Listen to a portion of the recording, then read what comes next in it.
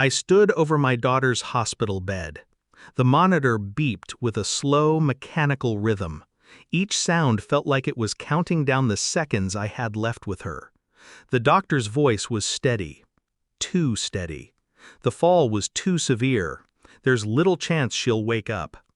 My wife's sobs filled the room like a crack in the wall, letting in winter air. I didn't comfort her.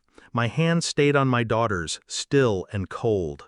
That's when I felt it, something small, folded into her fist. I eased it free without drawing attention. A note, just a torn scrap of paper. "Dad, if anything happens to me, check the CCTV camera I put in my room." My pulse slowed instead of speeding up. I looked at her face, pale, still, nothing like the laughing child who used to run into my arms. I said nothing. I didn't tell my wife about the note. I didn't ask the doctor for details. I just left. The drive home was quiet. No music, no thoughts. Just the hum of tires and the memory of her handwriting burned into my vision. When I reached her room, the camera sat high in the corner. Hidden, clever. I pressed play. What I saw made me sit back in the chair, the weight of my own breath crushing me. Then I picked up the phone and called the police. 2 officers arrived 20 minutes later. I didn't greet them like a grieving father. I greeted them like a man who already knew the truth. We watched the footage together. Her bedroom door, the soft creak, someone entering. Not a stranger. My wife. Her movements were quiet, deliberate, checking drawers, taking something from under the mattress. My daughter sat up, confused. There was a short exchange I couldn't hear, but I could see the fear in her face.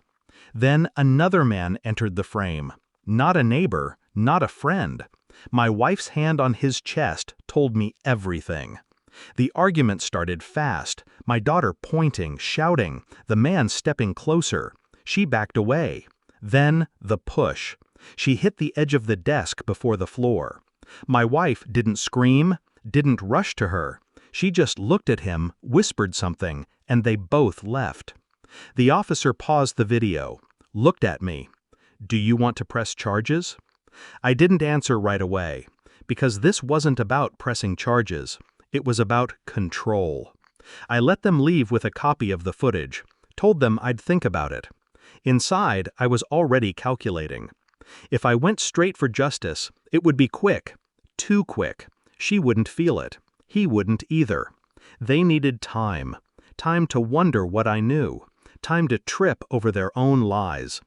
That night, I sat at the kitchen table while my wife made tea. Her hands shook slightly, but she smiled through it. "I can't believe this happened," she said.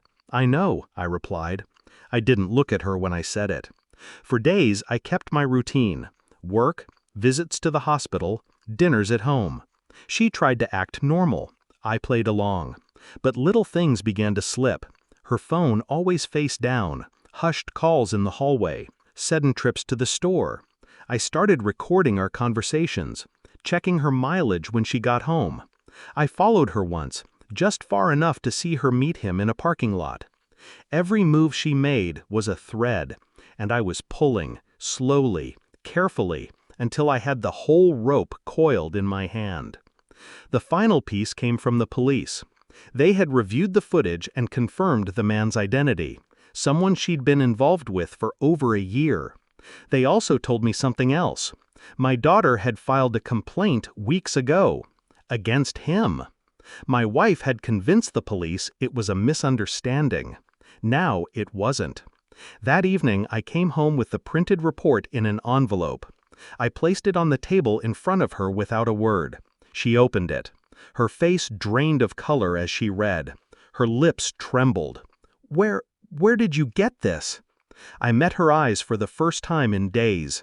From the same place I got the footage. She blinked rapidly, tears forming. "You don't understand." "I understand perfectly." I slid my phone across the table. On the screen, a paused video. Her in my daughter's room, the man at her side. Her hand hovered over the phone but didn't touch it. "You can't." "I already did," I said. "Police have it. Lawyers have it. Your family has it. Her breath hitched. Why? We can fix this. I stood, slow and deliberate. You pushed her into the life I tried to protect her from. You let him in. You let him touch her. And when she fought back, you turned away. She reached for me, but I stepped back. From now on, I said, the only thing you'll see of me is my back. I walked out. I didn't watch her cry. At the hospital, my daughter's hand was still small in mine. The machines still beeped. I told her everything was handled. Not fixed, not healed, but handled. Outside, the evening air felt sharper, cleaner. Some betrayals you burn out of your life in one strike. Others you carve out slowly, piece by piece, until nothing remains but the space they once filled. She was gone now. He was gone. And I was empty. Not broken, not bleeding, just empty. And sometimes that's the cleanest way to win.